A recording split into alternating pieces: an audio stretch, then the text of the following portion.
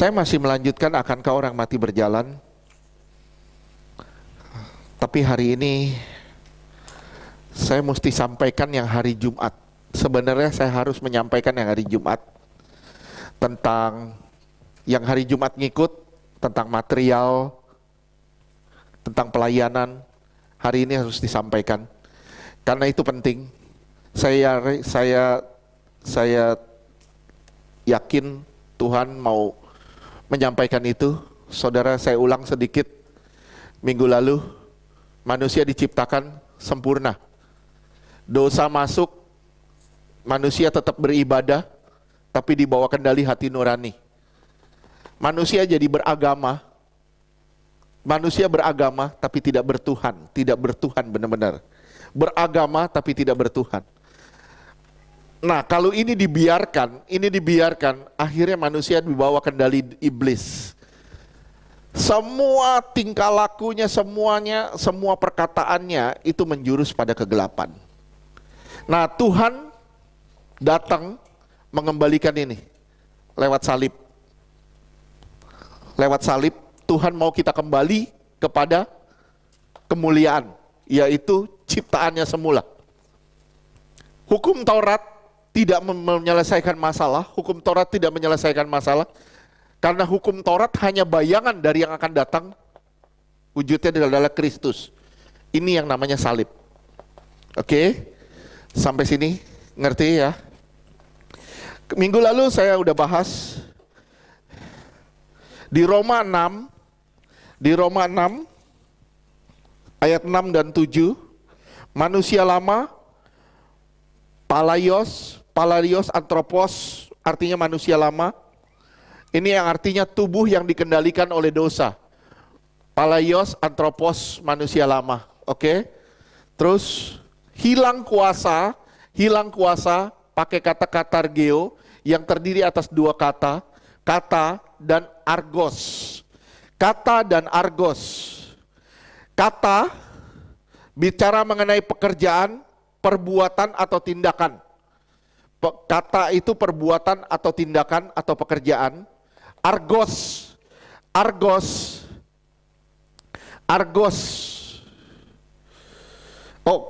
itu pekerjaan, perbuatan atau tindakan. Kata itu menganggur atau tidak efektif. Kata itu artinya menganggur atau tidak efektif. Jadi yang Tuhan maksud, manusia lama ini akan tidak efektif lagi. Kalau saudara benar-benar di dalam Tuhan, manusia lama ini tidak efektif lagi. Keinginan saudara akan dosa, itu akan mati. Keinginan saudara akan dosa, mati. Ini yang namanya manusia lama, hilang kuasa atau tidak berfungsi lagi. Nah, Tuhan maunya kita sampai ke tahap ini. Tuhan mau kita sampai ke tahap ini. Saya pernah ngomong sama saudara, kehidupan roh, kehidupan jasmani itu dimulai dari kelahiran dan ditutup dengan kematian. Tapi manusia rohani itu dimulai dari kematian, ditutup dengan kehidupan. Kalau saudara dan saya tidak mati selama di dunia, tidak mematikan daging, tidak mematikan keinginan, saudara jangan berharap hidup kekal. Jangan pernah berharap atau mimpi hidup kekal. Saudara harus matikan setiap kedagingan supaya saudara bisa hidup kekal. Artinya dosa itu dinetralisir. Dosa atau manusia lama ini dinetralisir. Makin lama makin hilang. Sejalan dengan bertambahnya Kristus. Sekali lagi, sejalan dengan bertambahnya Kristus. Saudara tahu tadi apa yang dialamin? Ini Yesus, ini kita. Tuhan bilang mendekat. Begitu mendekat, seperti begitu saudara mulai melangkah, kalau saudara nggak melangkah, itu api yang dari Tuhan nggak pernah menarik saudara. Saudara harus bergerak dulu, melangkah dulu, mau mendekat dulu, baru api itu nyamber, narik saudara. Paham enggak? Paham? Saudara harus melangkah dulu, saudara harus bergerak dulu. Kalau saudara nggak bergerak, jangan berharap saudara kepenuhan dengan api Roh Kudus. Oke, ya. Jangan pernah berharap saudara akan mengalami kematian daging. Terus kita lanjutkan. Dimulai jika kita mulai dari komitmen, atau yang pertama dari bahasan dari proses pemulihan kodrat Allah, kita masuk dari komitmen. Keputusan kita. Pertanyaan saya sama saudara, pada saat komitmen, Allah sudah bekerja belum? Sudah bekerja belum? Sudah, Allah sudah bekerja dari kita masih di luar. Dari kita masih di luar, dia terus bekerja. Sampai kapan? Sampai saudara dijemput dia di awan-awan. Sampai saudara sempurna, dia bekerja terus di dalam saudara. Permasalahannya di mana?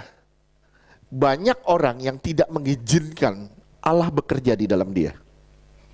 Ini permasalahan fatal sebenarnya. Dia mau egonya yang bekerja dan Allah disuruh tutup diam. Tetap diam. Allah bekerja, ini yang kita bahas bahasan yang kedua yaitu Allah bekerja. Sebenarnya dari 5 bahasan yang kita bahas itu, wahyu dan terang, Allah bekerja, komitmen, semuanya itu bertalian satu sama lain. Itu bukannya step by step, bukan. Tapi semuanya bertalian. Sekali lagi, semuanya bertalian. Kenapa? Karena mulai dari Allah bekerja, sampai masuk keputusan, masuk lagi wahyu dan terang, kemudian masuk lagi pemulihan, operasi, terus masuk lagi sampai saudara sempurna. Di situ bertalian semuanya. Sekarang kita bahas tentang Allah bekerja. Ini adalah langkah dari proses pemulihan kodrat Allah. Ingat saudara, panggilan Allah. Saudara harus ingat panggilan Allah. Efesus 1 ayat keempat. Efesus 1 ayat keempat. Saudara harus ingat panggilan Allah. Efesus 1 ayat 4. Sebab di dalam Dia Allah telah memilih kita sebelum dunia dijadikan, supaya kita kudus dan tak bercacat di hadapannya. Luar biasa nggak? Luar biasa nggak? Allah sudah memilih Fran sebelum dunia dijadikan. Hebat dah. Sebelum ada dunia, sebelum ada Adam dan Hawa, Tuhan sudah memilih Fran. Tuhan sudah mau bikin Fran. Ini Fran bentuknya kayak gini nih. Supaya apa? Supaya dia jadi kudus. Supaya Fran jadi kudus dan tidak bercacat. Nah, kalau Fran di dalam perjalanan hidupnya dia menguduskan dirinya, terus menguduskan dirinya sampai dia tidak bercacat, dia merespon nggak panggilan Allah? Merespon. Kalau misalnya si A dipilih Tuhan, dipanggil Tuhan, tapi dia tidak mau masuk dalam pengudusan, dia tidak mau menyangkal dirinya, tidak mau hidup dalam kebenaran, menolak kebenaran, mengabaikan firman Tuhan. Sorry, maaf, saya bilang ya, orang seperti ini mengabaikan atau menyia-nyiakan panggilan Allah. Orang seperti ini nyata menyia-nyiakan panggilan Allah. Efesus 4 ayat ke-1.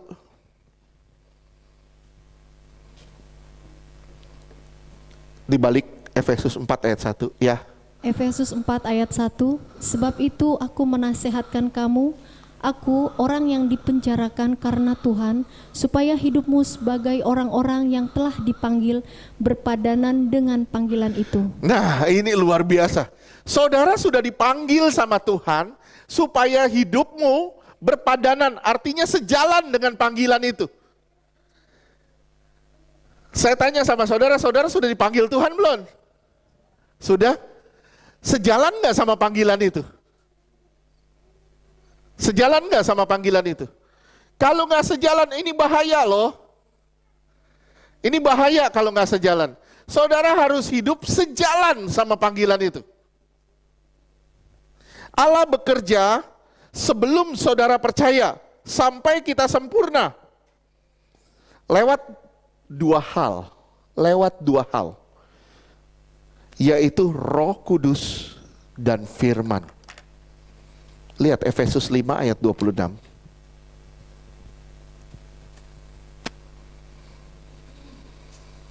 Efesus 5 ayat 26, untuk menguduskannya sesudah ia menyucikannya dengan memandikannya dengan air dan firman. Iya. Ini bukan bicara soal baptisan. Ini memandikan di sini bukan bicara soal baptisan. Air dan firman itu bicara soal Roh Kudus. Air bicara soal Roh Kudus, bukan bicara soal baptisan. Yohanes 7 ayat 37 sampai 39.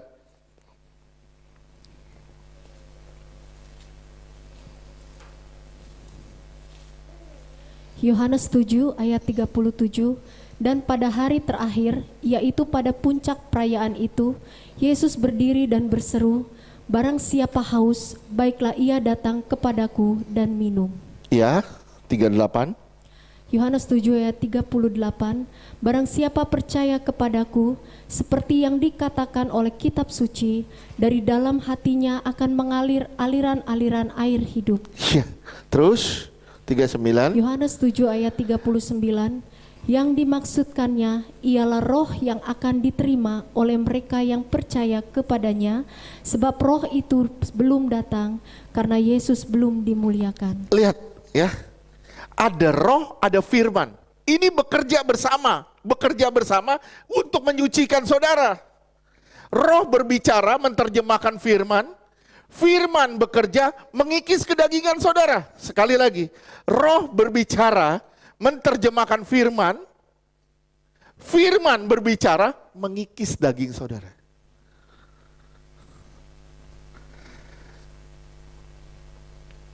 Tapi sayang, enggak semua orang aware sama firman. Tadi jelas Tuhan bilang begini, kalau tidak salah ya, kalau tidak salah. Pedangmu tajam enggak? Betul enggak? Kita masuk peperangan nih. Pedangmu tajam enggak? Gimana supaya tajam Tuhan? Gimana caranya supaya tajam? Asah terus. Gimana ngasahnya? Baca firman terus.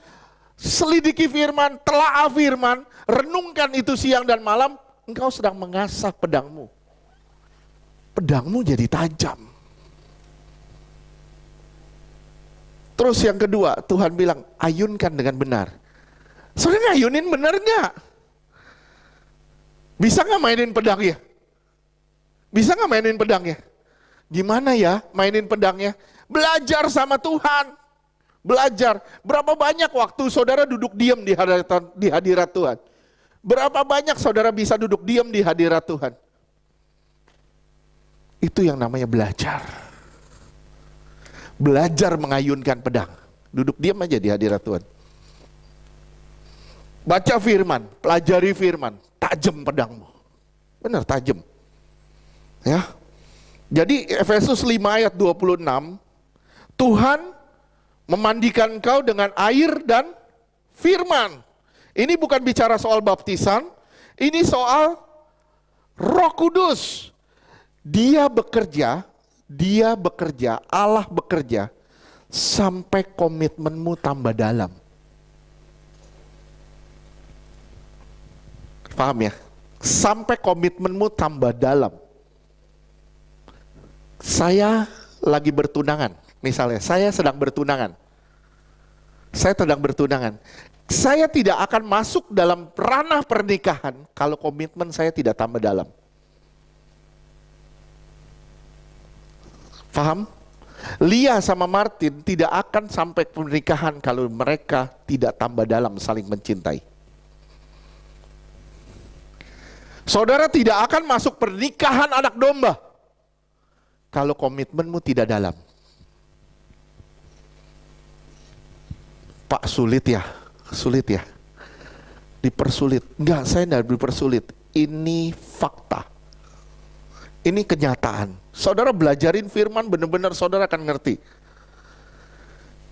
Tidak ada yang dipersulit.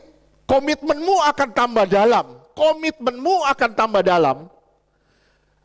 Dan itu yang mengerjakannya Roh Kudus. Roh Kudus memberi saudara kekuatan sampai engkau berkomitmen sangat dalam sama Tuhan. Kekristenan yang didorong oleh pekerjaan Allah, simak ya. Kekristenan yang didorong oleh pekerjaan Allah adalah kekristenan yang bertumbuh ke arah Allah yang adalah kepala. Kekristenan itu harus didorong, harus terus didorong oleh pekerjaan Allah. Saudara harus izinkan Allah bekerja sebebas-bebasnya. Simak tadi Tuhan bilang apa? Tuhan mau bukain pintu buat saudara, betul gak? Kalau saudara mau bukain pintu buat dia. Banyak orang Kristen hari ini, Tuhan akan membuka pintu-pintu berkat. Tuhan akan buka pintu-pintu berkat. Saya bilang, pintu berkat yang mana yang akan dibuka kalau engkau gak buka pintu hatimu buat Tuhan? Kalau engkau gak pernah buka pintu hatimu buat Tuhan, kalau engkau gak pernah buka pintu hatimu untuk kebenaran, kalau engkau gak pernah buka pintu hatimu untuk kasih Allah, jangan berharap Tuhan membuka pintu berkat buat engkau. Efesus 4 ayat 15. Kita harus bertumbuh ke arah Dia, ke arah Allah yang adalah kepala kita. Darah itu harus mengalir. Darah itu harus mengalir ke seluruh tubuh, pompanya itu jantung. Betul gak? Pompanya itu jantung. Dia harus mengalir ke seluruh tubuh. Kalau tersumbat, itu yang namanya stroke. Betul gak? Cacat jadi nggak sempurna. Nah, jantungnya memompa. Jantung apa? Hati kita. Cinta kita sama Tuhan, dia harus mompa terus. Kalau nggak mompa, nggak cinta sama Tuhan, jantung kita nggak mompa, kita mati rohani. Betul? Kalau dia mompa, tapi ada sumbatan, ada kedagingan, ada keinginan diri sendiri, akhirnya jadi stroke. Paham nggak?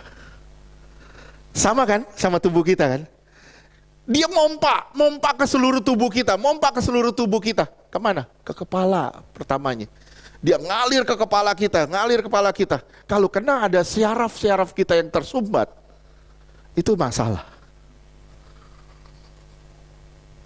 Kalau ada daging kita, pompanya bagus, kedagingan kita nggak singkirin, mati kita, masalah kita. Oke, Efesus 4 ayat 15, saya berusaha menerjemahkan dengan cara-cara yang simple. Efesus 4 ayat 15.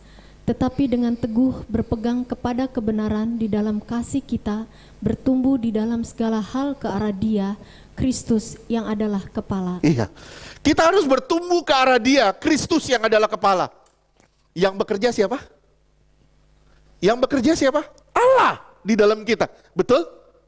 Yang bekerja Allah di dalam kita. Sekali lagi Allah. Allah mau Dia bekerja di dalam kita supaya kita jadi seperti Dia. Sebenarnya itu kuncinya. Dia bekerja sedemikian rupa, mati-matian supaya saudara jadi seperti Dia.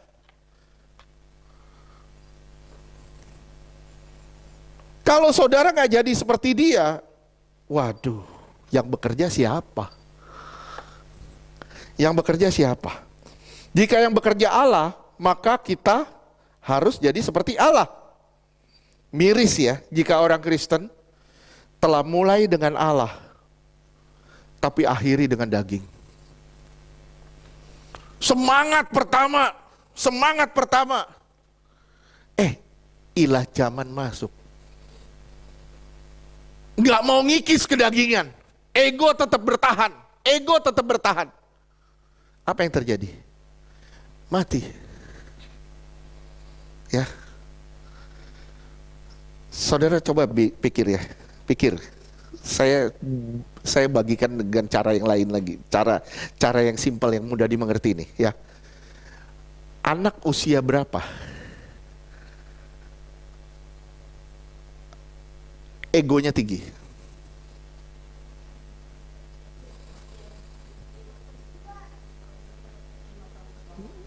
Lima tahun ke bawah.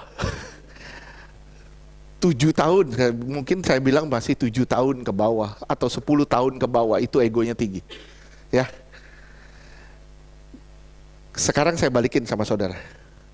Kalau egomu masih tinggi, engkau masih mau kepuasan diri sendiri, bukankah engkau anak-anak rohani? Betul nggak? Betul ya? Saya pernah satu kali, saya gini, saya pernah ngomong di banyak orang. Tapi begitu masuk ke satu tempat, saya takut luar biasa. Satu kali saya pernah diundang, Pak, khotbah di anak-anak remaja katanya. Ini pada kepahitan semua. Waduh, saya jam 7 pagi, jam 8 katanya mulai. Saya udah ganti pakaian, udah rapi gitu. Saya pikir, wah, kita buat anak-anak youth nih. Saya pergi sendirian, istri saya nggak mau nemenin. Pagi-pagi jam 8 saya semangat, begitu nyampe kepala sekolahnya bilang, waduh Pak, sorry maaf, anak-anak sekolahnya lagi ujian, diganti sama anak SD kelas 3 ke bawah. Itu 20 orang, stres saya ketemu dia. Stres bener. Kenapa? Mau ngomong apa? Mau ngomong apa coba? Yang duduk paling depan, pakai celana merah, baju putih, pakai dasi, duduk kayak gini, giginya masih berjarak begini. Belum rapat, giginya aja belum rapat coba. Giginya belum rapat. Saya begini ngelihat, itu khotbah saya paling singkat 10 menit. Saya ngomong, kamu harus baik sama teman-teman ya. Saya nggak tahu mau ngomong apa. Begitu ketemu anak SD 20 orang aja, itu keringat saya basah kuyup loh. Waduh, serem ngelihatnya. Saudara bisa bayangin, saudara bisa ketawa nih. Bisa ketawa nih, kalau kita masih kanak-kanak rohani, gimana cara kerja Tuhan menangani kita? Cara kerja Tuhan menangani kita, itu luar biasa loh. Harvey masih kecil, pokoknya dia mau, dia harus diturutin, betul gak? Betul ya? Dia maunya begini, makan jalan-jalan, makan, waduh, tuh mamanya sampai kurus loh. Diturutin terus. Kenapa? Anak ini belum tahu apa artinya memberi. Egonya masih tinggi. Begitu pula kita, kalau kita masih kanak-kanak rohani, itu baiknya Tuhan menangani kita. Baik luar biasa menangani kita. Dia dengan cara yang luar biasa dia bekerja menyentuh kita sampai kita terus tambah hari tambah dewasa. Nah pertanyaan saya sekarang, saudara sudah berapa tahun ikut Tuhan? Berapa dewasa engkau?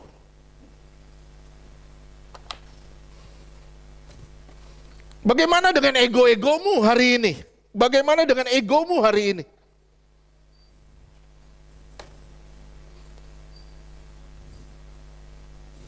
Ya. Doa nggak dijawab, waduh kecewa luar biasa. Masih tersinggung sana sini, tersinggung.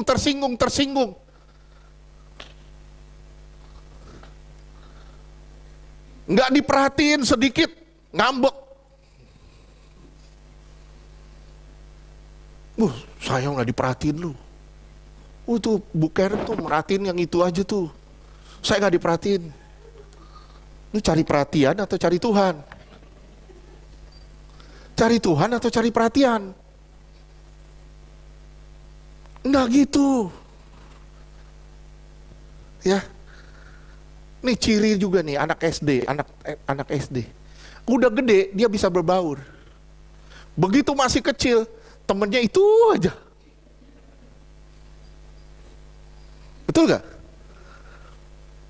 Wih, sahabat, saya pernah masuk grup namanya best friend. Dimasukin sama ponakan saya. Begitu, dimasukin, ya ilah.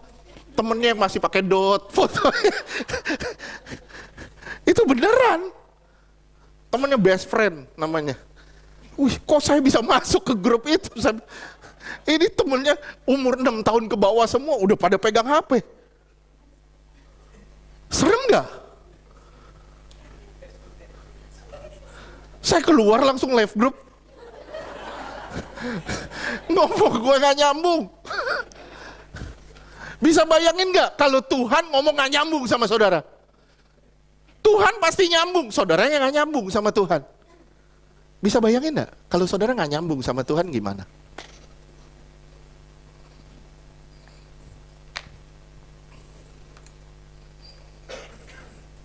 Ya,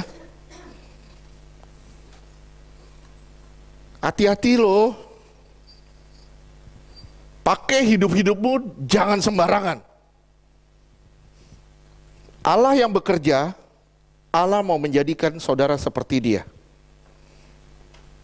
Saya percaya selama Roh Kudus ada,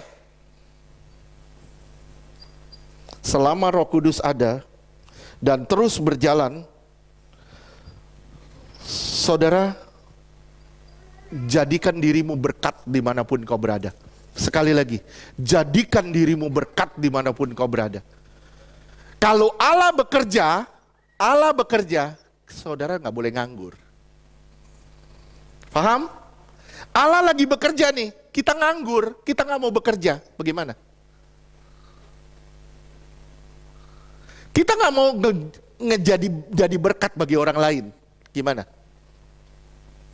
Allah kan lagi bekerja. Udah Pak, saya udah nabur firman Pak. Saya nabur firman nih sama si media nih. Saya tabur firman. Media belum terima Pak. Ya udah biarin aja, tabur terus. Kalau dia nolak, nggak apa-apa. Allah sudah bekerja di situ. Kenapa? Dia sudah nabur benihnya di situ. Saudara tabur terus firman. Tapi ditolak Pak, nggak apa-apa ditolak. Saya diusir Pak, nggak apa-apa diusir. Karena firman sudah masuk sebenarnya di situ. Berbuah atau tidak, itu bukan urusan saya. Itu urusan Allah. Nah kalau saudara nginjilin orang, saya nginjilin Willy. Willy terima Yesus. Saya bilang, wih hebat gua nginjilin Willy terima Yesus. Akhirnya kemuliaannya saya ambil. Ya kan? Mestinya waktu saya menginjili Willy terima Yesus. Saya bilang, itu bukan saya. Itu roh Allah yang ada di dalam kamu yang berkata, dialah Allah. Terjadi di mana? Petrus. Waktu Yesus tanya, siapa kamu? Siapa aku? Menurut kamu siapa aku? Ada yang bilang dia begini, dia bilang begitu, bilang begini. Cuman Petrus yang bilang, engkau Mesias, anak Allah yang maha tinggi. Yesus bilang apa?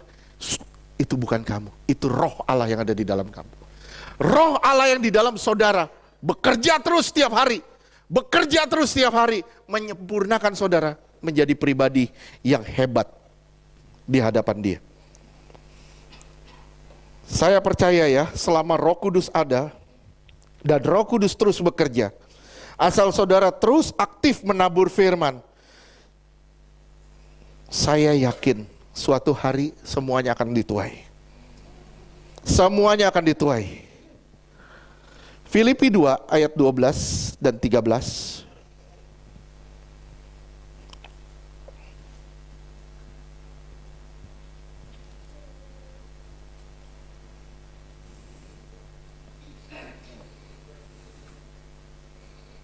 Filipi 2 ayat 12 dan 13. Filipi 2 ayat 12. Iya. Hai saudara-saudaraku yang kekasih, kamu senantiasa taat, Karena itu tetaplah kerjakan keselamatanmu dengan takut dan gentar, bukan saja seperti waktu aku masih hadir, tetapi terlebih pula sekarang waktu aku tidak hadir. Iya, terus 13. Filipi 2 Kerjakan, kembali lagi, kerjakan keselamatanmu. Bukan berarti saudara belum dapat keselamatan itu. Saudara sudah dapat keselamatannya. Kerjakan di sini pakai kata walk out, bukan walk for. Walk out. Yang saya pernah kasih contoh ya. Percaya nggak di dalam saya ada six pack? Di dalam perut saya ada six pack. Percaya nggak? Saudara nggak percaya? Nggak usah percaya. Di dalam perut saya ada six pack. Asal saya walk out, berlatih. Kalau saya nggak berlatih, ini opek. Saya harus berlatih baru jadi six pack. Kalau nggak berlatih jadi opek.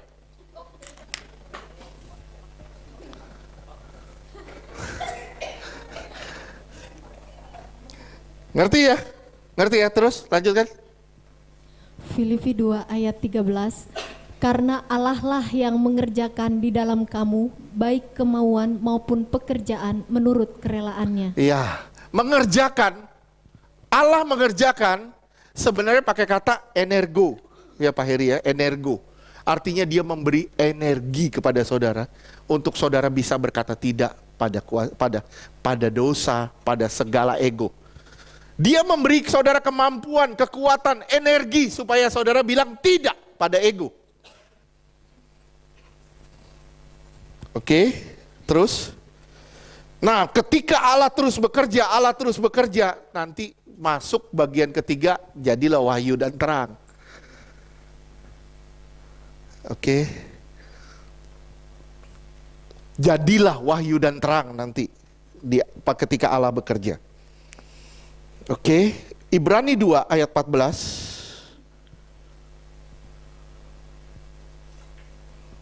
Ibrani 2 ayat 14, karena anak-anak itu adalah anak-anak dari darah dan daging, maka ia juga menjadi sama dengan mereka dan mendapat bagian dalam keadaan mereka, supaya oleh kematiannya ia memusnahkan dia, yaitu iblis yang berkuasa atas maut. Memusnahkan pakai katanya sebenarnya melumpuhkan. Nah, di sini kan ada katanya memusnahkan ya. Sekarang iblis sudah musnah belum? Iblis sudah musnah belum? Belum, ini pakai katanya melumpuhkan, bukan memusnahkan. Dilumpuhkan di dalam siapa? Di dalam saudara sebenarnya. Saudara, tapi saudara harus bekerja sama dengan Tuhan untuk melumpuhkan pekerjaan-pekerjaan iblis. Melumpuhkan pekerjaan-pekerjaan iblis. Jadi saudara boleh simak ya. Orang Kristen yang toleransi dengan dosa akan dilumpuhkan oleh iblis. Ujungnya maut. Sekali lagi, orang Kristen yang toleransi dengan dosa akan dilumpuhkan oleh iblis. Tapi orang Kristen yang bekerja sama dengan Tuhan akan melumpuhkan pekerjaan iblis.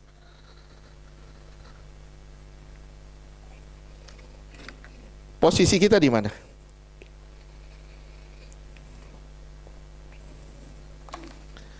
Kayak virus. Gimana cara ngelumpuin virus? Virus tetap ada nggak? Ada ya. BCG, polio, sampai sekarang tetap ada loh. Betul? Gimana cara ngelumpuinnya? Satu, saudara harus punya antibodi. Betul? Antibodi. Kedua, harus ada obat. Ketiga, harus ada vaksin. Ini tiga ini cara melumpuhkan virus. Oke? Satu, harus ada antibodi. Kita harus menjaga kondisi tubuh kita fit. Jaga kerohanian saudara tetap fit. Virus lumpuh. Kedua, begitu kena, harus ada obatnya. Firman Tuhan. Oke? Firman Tuhan. Dan saudara juga harus vaksin. Supaya apa? Supaya virus lumpuh. Ngerti gak? Ngerti gak? Itu firman Tuhan dan Roh Kudus itu bekerja bersama supaya lumpuh pekerjaan iblis. Nah, pertanyaan saya sekarang, pekerjaan iblis sudah lumpuh belum? Nah, sekarang lihat ya, virus BCG, kolera, segala macam. Dari kecil saudara sudah divaksin kan? BCG divaksin. Kenapa? Supaya saudara tidak tertular polio segala macam. Itu dilumpuhkan namanya. Dilumpuhkan. Supaya ketika masuk lumpuh langsung. Tapi juga ada obat di luar. Supaya apa? Supaya lumpuh juga. Tujuannya begitu. Iblis juga gitu, harus dilumpuhkan. Dengan apa? Dengan firman Tuhan. Dengan Roh Kudus yang bekerja di dalam saudara dan di dalam saya. Itu loh caranya. Roh Kudus itu mesin atau motor Allah untuk pekerjaannya. Yohanes 16 ayatnya ke-8.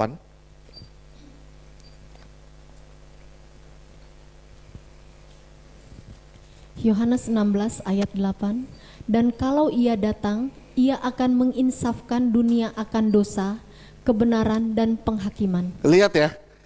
Kalau dia datang, dia akan menginsafkan dunia akan dosa, terus kebenaran dan penghakiman. Saudara udah insaf belum? Udah insaf belum? Insaf dari dosa enggak? Masih terikat enggak sama dosa? Enggak. Puji Tuhan, luar biasa. Puji Tuhan. Kalau saudara masih terikat, berarti saya pertanyakan Roh Allah sudah ada belum di dalam saudara? Kan kalau ia datang, ia akan menginsafkan. Dunia kan dosa. Oke. Roh Allah terus bekerja di dalam saudara menjadi motor penggerak untuk menjadikan saudara semakin hari semakin sempurna di hadapan Dia. Tambah hari tambah sempurna di hadapan Dia. Allah bekerja agar hidup kita berpadanan dengan panggilan Allah. Efesus 1 ayat 18.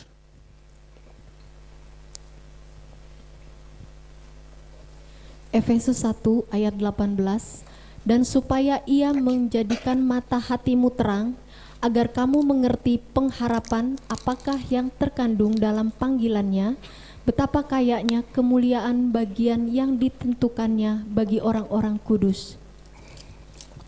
Lihat ya.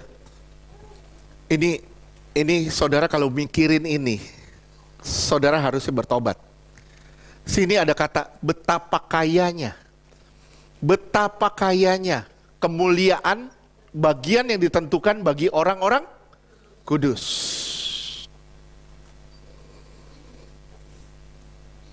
Lihat ya, saudara akan terus diproses sama Tuhan. Saya ulang kembali yang hari Jumat.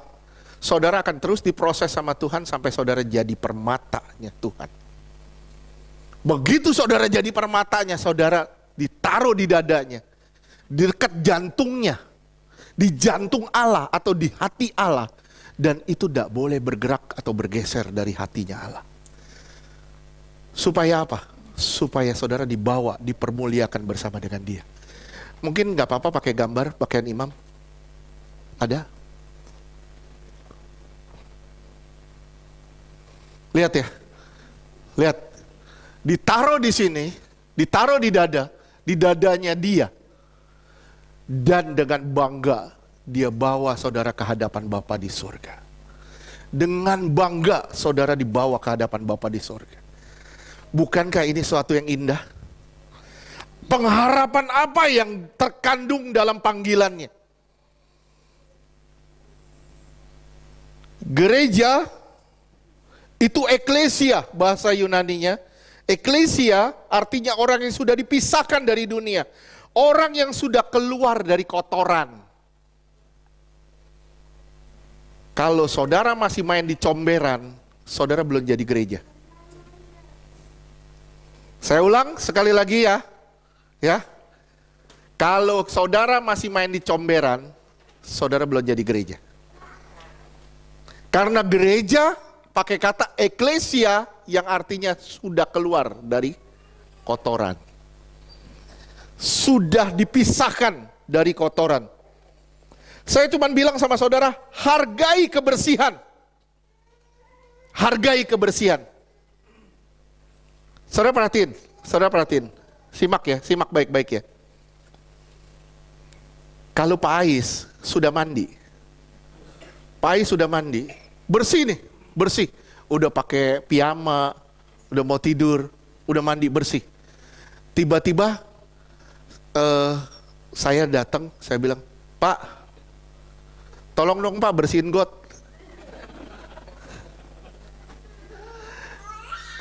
Kesel gak? Kenapa? Karena kita disuruh main ke kotoran lagi. Yang sebenarnya kita udah bersih. Dibawa lagi kepada kotoran.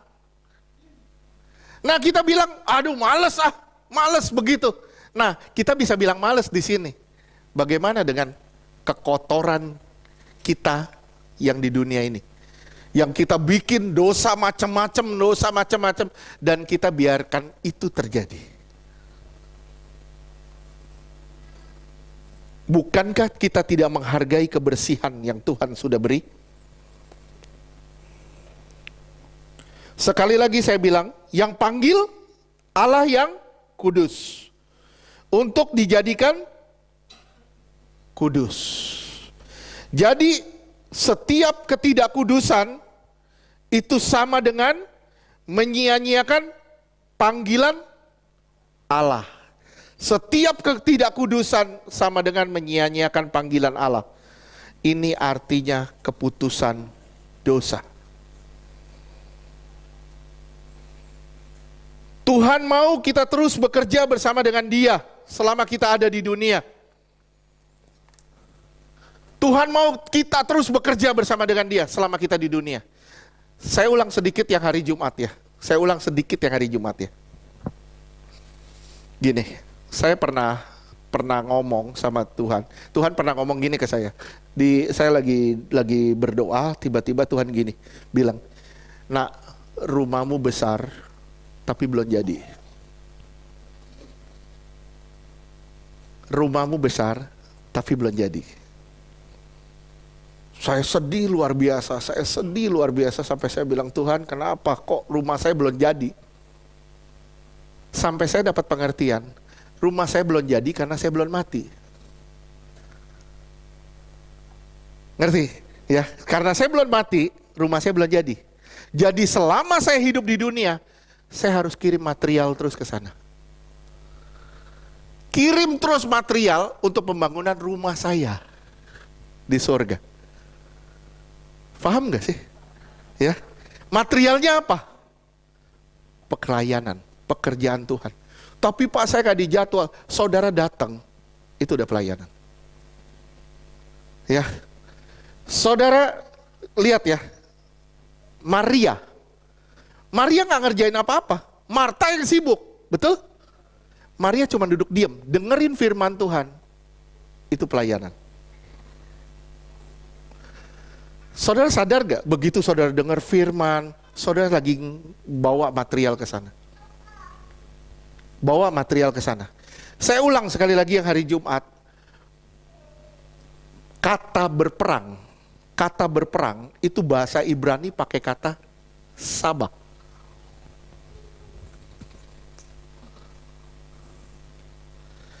TSBA. Artinya berperang. Dan ini juga bisa diartikan pelayanan. Bisa juga diartikan pelayanan. Jadi, saya bilang sama saudara, pelayanan itulah peperangan. Pelayanan sama dengan peperangan. Dan peperangan sama dengan pelayanan. Oke? Benar gak? Saudara percaya gak kalau pelayanan itu peperangan?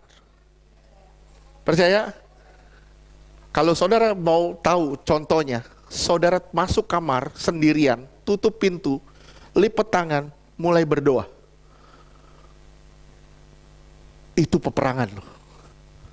Perang lawan apa? Perang lawan ngantuk, perang lawan bosen, perang lawan jenuh, perang lawan panggilan-panggilan, perang lawan waktu. Saudara, perang lawan banyak hal di situ. Kita lagi berdoa begini, tiba-tiba anak teriak. Kita lagi berdoa, tiba-tiba tukang ini panggil, Bu, belum bayar. Itu peperangan loh. Itu peperangan loh, susah loh masuk peperangan loh. Ya. Coba saudara dengar firman di sini. Dengar firman di sini. Ada yang duduk diam, ada yang kepanasan. Ngacir sana, ngacir sini. Sorry, maaf, ada yang ketiduran. Kenapa? Saya tahu itu peperangan. Saya tahu itu peperangan. Jangan pikir gampang, nggak gampang. Cuman kalau kamu tidak melawan, itu bahaya. Ngerti nggak? Ngerti nggak sih? Ngerti ya?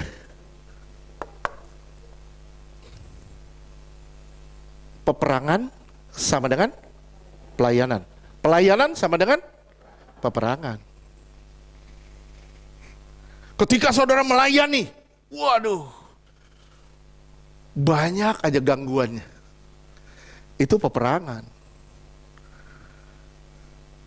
Ketika saudara masuk peperangan rohani, tiba-tiba sakit badan. Itu peperangan. Ya itu wajar, itu wajar. Kenapa? Karena kamu berperang dengan kuasa-kuasa yang tidak kamu lihat. Dan dia bekerja, tapi luar biasanya Allah juga bekerja di dalam kamu. Itu luar biasanya. Tuhan mau kita terus bekerja bersama dengan Dia. Setelah saudara mengambil keputusan menerima Dia. Ini suatu cara Allah bekerja sama dengan saudara. 1 Korintus 9 ayat yang ke-16.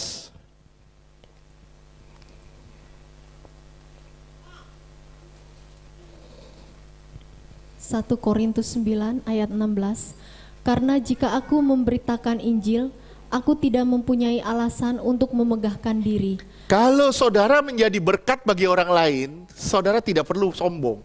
Terus? Sebab itu adalah keharusan bagiku. Kalau saudara memberitakan firman menjadi berkat bagi orang lain, itu keharusan. Itu keharusan. Bilang, memberitakan Injil adalah keharusan buat saya. Saya harus jadi berkat dimanapun saya berada. Oke? Terus baca lanjutannya, baca sama-sama. Baca sama-sama dari celaka. Ya, baca sama-sama. 3, 2, 1. Celakalah aku jika aku tidak memberitakan Injil. Nggak kompak. Ya, ulang lagi. 3, 2, 1. Celakalah aku jika aku tidak memberitakan Injil. Kalau saudara nggak memberitakan Injil, lewat perkataanmu, lewat perbuatanmu, saya bilang, engkau dalam celaka fatal. Saya ulang, kalau engkau tidak menjadi saksi Tuhan dimanapun engkau berada, engkau dalam celaka. Saya ulang sekali lagi, pelayanan adalah peperangan, dan peperangan adalah pelayanan. Yohanes 1 ayat 12.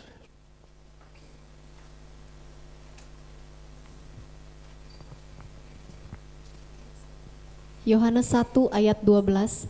Tetapi semua orang yang menerimanya diberinya kuasa. Diberi kuasa. Saudara tandain kata kuasa ini bukan, nggak sama dengan yang di 1 Kisah Rasul 1 ayat 8.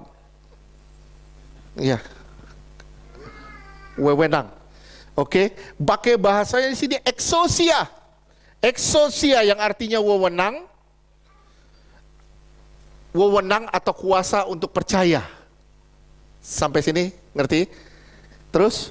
Supaya menjadi anak-anak Allah. Saudara diberi wewenang untuk menjadi anak Allah. Terus?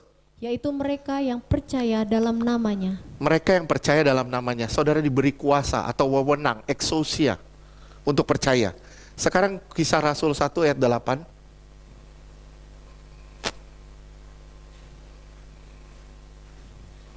Kisah Ya. Rasul 1 ayat 8. Tetapi kamu akan menerima kuasa. Kuasa. Kalau Roh Kudus turun ke atas kamu. kuasa. Kuasa di sini bukan pakai kata exousia, tapi pakai kata dunamis. Asal kata dari dinamit. Dinamit tahu bahan peledak dinamit? Itu pakai kata dunamis, kuasa di sini. Kuasa di sini pakai kata dunamis, yang tadi pakai kata exousia atau wewenang. Dunamis adalah kuasa yang meledak-ledak. Kuasa yang meledak-ledak untuk apa? Untuk penginjilan. Buat orang percaya, exousia. Oke, ada gambar kemah suci nggak dari yang komplit? Nih ya, lihat ya. Ini halaman di sini aja deh, di halaman nih. Ini halaman. Begitu saudara percaya kepada Yesus, saudara dibeli exousia, kuasa. Oke? Sampai sini ngerti? Ngerti ya? Tapi nggak berhenti sampai di sini. Saudara harus punya dunamis, kuasa yang dunamis. Kuasa yang meledak-ledak. Itu di sini. Di sini ada saudara bisa jadi pemberita firman, bisa jadi pelayan Tuhan, bisa. Nah, banyak orang berhenti di sini ketika percaya. Ketika percaya, stop di sini. Ini nggak benar. Harusnya saudara masuk lebih dalam lagi sampai saudara dapat kuasa dunamis.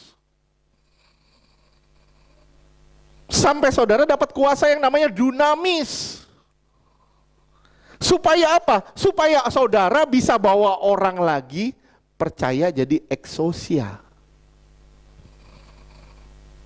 Enggak salah dong kalau Tuhan bilang bertumbuhlah dan menjadi banyak, berkembang biaklah menjadi banyak. Penuhi bumi, artinya apa? Penuhi bumi ini dengan orang-orang yang percaya kepada Tuhan. Ngerti sampai sini? Sekali lagi saya bilang, saudara dapat exousia di sini. Ketika saudara dapat exousia di sini, saudara nggak boleh berhenti sampai di sini. Saudara harus terima dunamis di sini. Kuasa penginjilan, kuasa yang meledak-ledak untuk jadi berkat bagi orang lain. Perkataanmu diberkati Tuhan, perbuatanmu juga diberkati Tuhan. Perbuatanmu akan menjadi contoh atau teladan bagi orang-orang di sekitarmu. Orang-orang akan melihat engkau dan bilang, luar biasa ya, Yeti itu berubah sekali. Berubah banget, kenapa? Karena ada dunamis di dalam dia. Ada kuasa Allah yang meledak-ledak di dalam Ibu Yeti yang membuat orang jadi percaya sama Yesus. Wih, luar biasa. Siapa yang bisa mengubah dia selain Allah? Saya bilang ya. Perkataanmu bisa ditolak orang. Perkataanmu bisa ditolak orang. Tapi perbuatanmu tidak bisa disangkal orang kalau engkau menyembah Allah yang hidup. Perbuatanmu bisa orang bilang, wah saya gak percaya Yesus. Bisa. Tapi perkataanmu bisa orang tolak. Tapi perbuatanmu, sorry, maaf. Orang tidak bisa menyangkal Yesus karena perbuatanmu yang benar. Beda lo, bener lo. Ase tuh beda lo. Beda. Ase itu beda lo, bener. Kenapa? Beda dari yang lain. Nih. Di kantor, jangan negatif thinking tuh si Ari tuh. Ketawanya udah nyinyir nggak? Beda nih, kantor ada berapa orang banyak nih. Wah si Ase ini berbeda sendiri. Kenapa? Yang lain berantakan, dia lurus aja jalannya. Ya. Bukankah ini kuasa yang dunamis yang bekerja di balik Ase, yang menjadikan Ase berkat bagi orang lain dan orang tidak bisa menyangkal Yesus yang ada di dalam Ase. Orang bisa menyangkal perbuatan kita, perkataan kita, tapi orang tidak pernah bisa nyangkal perbuatan kita. Saya cuma bilang ya, jika perkataanmu mulai ditolak, jangan menyerah. Perbuatanmu masih bisa bertindak. Jika perkataanmu ditolak, perbuatanmu juga gak beres, siapa mau percaya sama engkau? Siapa mau percaya kalau Yesus itu hidup, kalau dia tidak hidup di dalammu? Amin. Terakhir, yang terakhir, Roma 11 ayat 20 sampai 22.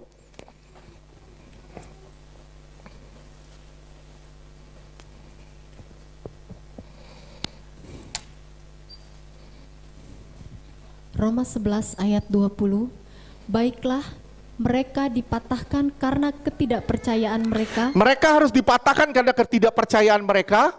dan kamu tegak tercacak karena iman. Janganlah kamu sombong, tetapi takutlah. Iya, kamu harus terus tertanam karena iman. Terus kamu jadi orang percaya. Terus Roma 11 ayat 21. Sebab kalau Allah tidak saya menyayangkan- baca ini tadi pagi, saya gemetar loh. Beda loh kalau dibaca dengan diurapi Tuhan. Bisa saudara baca deh, dia baca ya. Kalau Allah tidak menyayangkan cabang asli, orang Yahudi. Allah tidak menyayangkan cabang-cabang asli orang Yahudi. Ia juga tidak menyayangkan kamu.